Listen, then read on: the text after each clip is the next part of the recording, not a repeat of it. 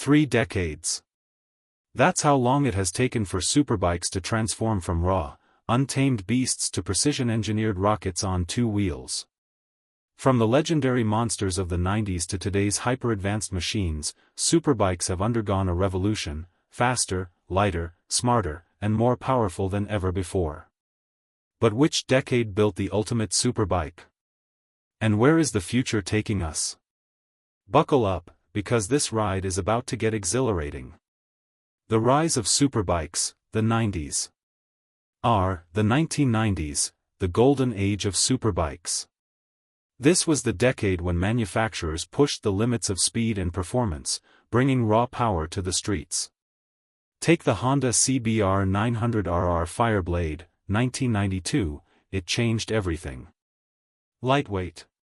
Ruthless. A true game-changer. With its razor-sharp handling, it forced the industry to rethink what a superbike should be. And then came the Yamaha YZF R1, 1998, a superbike so advanced, it set a new benchmark for power-to-weight ratio. This machine didn't just turn heads, it started a revolution. But the wildest of them all?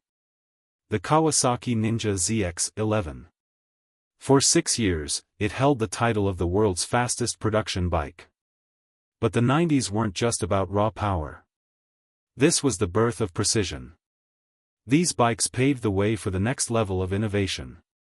The 2000s, the era of supremacy. The 2000s, where superbikes became leaner, meaner, and more refined than ever before. This was the era where technology met sheer aggression. One name dominated the streets, Suzuki GSX-R1000, 2001. This was a bike built for one thing only, winning. With a 160 horsepower engine and under-seat exhaust, it became the king of superbikes. Meanwhile, over in Italy, Ducati was rewriting the superbike script. The Ducati 999, a controversial design, but undeniable performance. It proved that superbikes weren't just about speed, they were about character. And then, towards the end of the decade, something revolutionary arrived. The 2010s, the age of hyperbikes. If the 90s were about raw power and the 2000s about precision, the 2010s were about rewriting the rules entirely. Enter the Kawasaki Ninja H2R, 2015, a machine so extreme, it blurred the lines between road bikes and fighter jets. 310 horsepower. Supercharged insanity. And then there was the BMW S1000RR, 2010, a German masterpiece that introduced rider aids like traction control, electronic suspension, and a quick shifter. This wasn't just a bike, it was an intelligent speed demon. And let's not forget the Yamaha R1M, a track-focused monster that brought MotoGP technology to the streets. The 2010s proved one thing: superbikes were no longer just about raw speed. They were about control. Precision. The perfect balance of man and machine. The 2020s and beyond, the future of superbikes, 3 o'clock min. And now, we are in the 2020s. The question is no longer how fast a superbike can go. It's how smart it can be. The Ducati Panigale V4 has redefined what a street-legal race bike looks like. With aerodynamics straight from MotoGP and AI-assisted electronics, it's a glimpse into the future. But what about electric superbikes?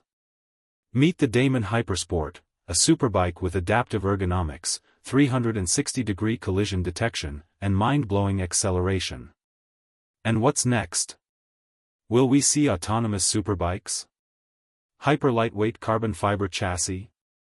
Hydrogen-powered engines? The evolution is far from over. And the ultimate superbike is yet to be built. 3 decades. Countless innovations. A never-ending pursuit of speed and perfection. But the real question is, what's your dream superbike? Are you drawn to the raw aggression of the 90s? The technological supremacy of the 2000s? Or the hyperbikes of today?